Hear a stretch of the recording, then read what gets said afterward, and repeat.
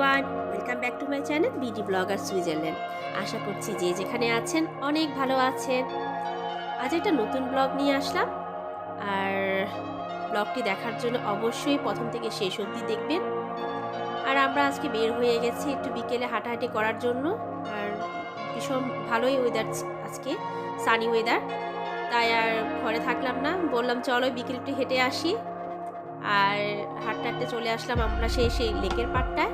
আর আমরা রোজই হাঁটতে বের হই যখন ওয়েদারটা একটু ভালো দেখি, সকালে বা বিকেলে, তখন একটু হাঁটতে বের হয়ে যায়। আর হাঁটাটা শরীরের জন্য বেশ ভালো।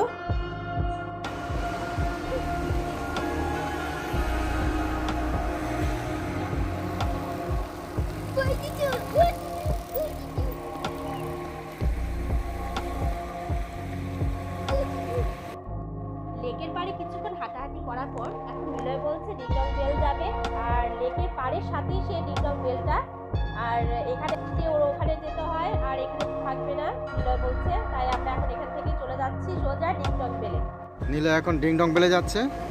নীলার খুব পছন্দ ডিংডং বেল।